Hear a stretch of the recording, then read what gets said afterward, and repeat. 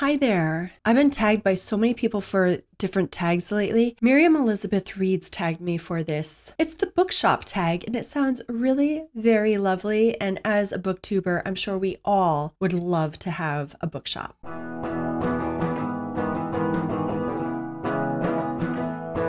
The first question is, what are your hours of operation? Interesting question. I think I would be open weekdays 8 to 5 and maybe Fridays until 7. But then I want to be Saturdays 8 to 10. And I know that's crazy, but that's what I want to do. I actually worked at a Walden Books bookstore. I loved it, but I wasn't as into books back then. Did read a lot of manga though. But I opened up the store and I loved working there. I was a key holder temp, but I was supposed to be there 3 months. I ended up being there like maybe 7 months, 8 months. I was hoping they would hire me full time. Okay, next question 2. Is there ambient music? What kind? I mean, if it's ambient, right? So I guess you want to know what kind of music I would play. I think on most days I'd probably play some Celtic music maybe, but then also maybe some indie rock, like lighter indie rock, maybe some indie folk, something that's like lesser known. I'm not very into like these popular music things. I love lesser known bands, and there's so much good music out there that people have not discovered, and I like to discover music all the time. Yeah, I might do that. Maybe I'll put on classical music. I actually really love classical music, so it would be a mixture of different things. I'm sure I don't want to stay in one genre. That would drive me nuts. Is there a coffee bar? What kind? Kind of coffee bar, or what kind of coffee? Of course, I would have to have like a pour over coffee, everything has to be fair trade. I will not serve anything that is not high quality, that doesn't fight slavery. Of course, I have to have hot cocoa, but I have to have the coffee because my husband will want to probably work that area. And maybe our kids would work there too and help out. I would have some tea as well, but I would want it to be like the tea leaves. So it's like specialty. And I would serve it in actual mugs, actual teacups with like saucers. I am one who would probably find everything secondhand too. I would sell mugs, or the ones that you could travel. They would have to be steel mugs or something. And I would encourage that if people want to just order coffee or tea or cocoa and then just go with their day, that they have to bring their own tumbler. I don't like to waste things. And so that's the type of person I am. But I would hope that people aren't going there just for the coffee, the tea. I hope that they would look around and want to get books too. Are patrons encouraged to linger? Are there comfortable chairs? What kind of lighting? Are there tables? Are there areas for group gatherings? Oh, this is so interesting. So many questions. So yes, I would hope that I could have a back area specifically so you could lounge around and have some sort of comfy chairs, and maybe have some tables too with lesser comfortable chairs, but somewhat comfy, you know. I would want it to be pretty cottagecore hygge, maybe an electric fireplace too, because I think that would be amazing. I used to go to a cafe with my family every single weekend. We used to go, and they had an electric fireplace, and we used to sit by it. We would have our cocoa and our food. I loved it. And then when COVID happened, it closed down. For the group gatherings, I will say the next question, number 5, is there live entertainment? Poetry readings, authors readings from their current works, lectures of literature. Okay, so I'm gonna like change it up a bit. Yes, I think authors would be encouraged to come. I don't think I would have poetry readings. I'm so sorry. I think that's great. I wouldn't do it. With that back room, I would definitely want to soundproof that area a bit, but I want local bands to play, or acoustic, whatever type of band. And the reason for this is that back when I started dating my husband, we went to the local music scene like constantly. So I started going to these shows in 1998, going into like 2005-ish or so. And then sometimes here and there other shows later. There was this one building that was for sale that we really loved. And we used to talk about how we would have like an upstairs apartment,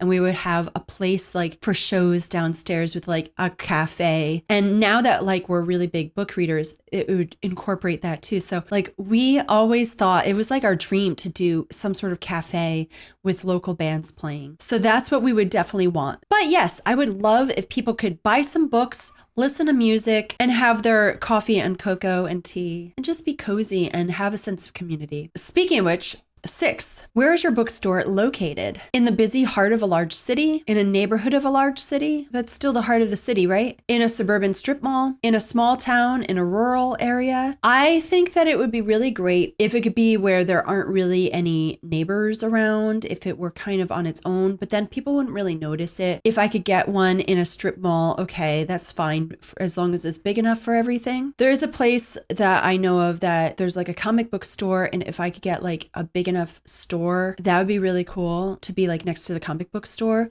And there's a farmer's market that's usually in the summertime. It's like a really good area. Lots of people go to that. So I think it would be busy. But otherwise, like, I love historical buildings, and there are so many in New Jersey. So if I could get like a really big historical building, that would be really fun too. But yeah, and also that one shop that my husband and I looked at way back, I like the location, but it's a bike shop now, and it has been. They've been there for like 20 years now, probably more. I don't have the money for it, but that would be the dream. How does your bookstore look from the outside? Number 7, sleek and modern, dark and brooding. So I'm actually not really picky about the outside. There are some strip malls where they have like, this is the paint that you have to use, but I think I would make it dainty and pretty on the outside, like have an old bike outside of it with like a basket with some books in it, like old books, like tied to it with flowers, have maybe a couple seats right outside the bookshop. I want it to look inviting, but I would love like a pretty crafted wooden sign. That would be really nice. You know, I wanted to give you a scope of the imagination. So when you enter,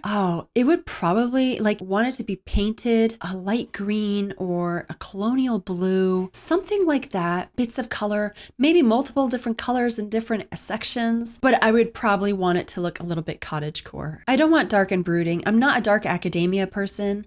I would want it to be more bright and cheery. I mean, maybe I'll even use some cottagecore wallpaper with like strawberries or something. That'd be really cute. Number 8, what's your specialty? Used books, new and used, only fiction, only nonfiction, fiction and nonfiction. Does your bookstore specialize in a particular genre? Why didn't you just ask that? So I would probably do secondhand books, but like good quality, where they look mainly new. And then I would probably have some new books too, a mixture of the two. And I would have lots of different genres. I mean, I don't want to be just fiction or just nonfiction. And I would have a really cute children's section with like Winnie the Pooh, like have different things.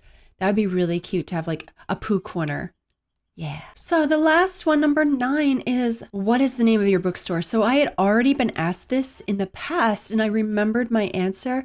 So I'm really happy to share this. And this was like in a group that I'm in that this was like asked at one point. I was like, oh, I have 2 names and I can't really choose between them. Okay.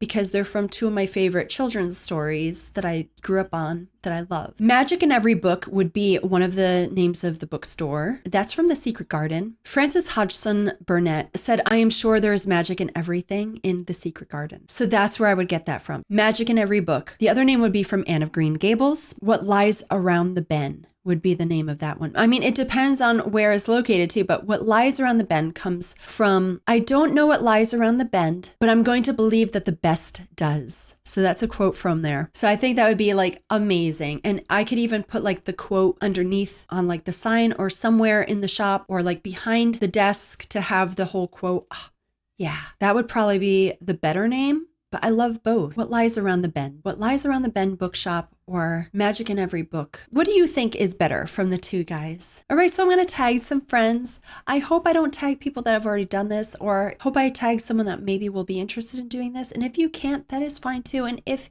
you're like, hey, I want to do that, let me know and I'll just put you in the tag so you can remember to do it eventually too. I hope you liked this. I really had fun with this. Thank you so much again, Miriam. All right, guys, bye.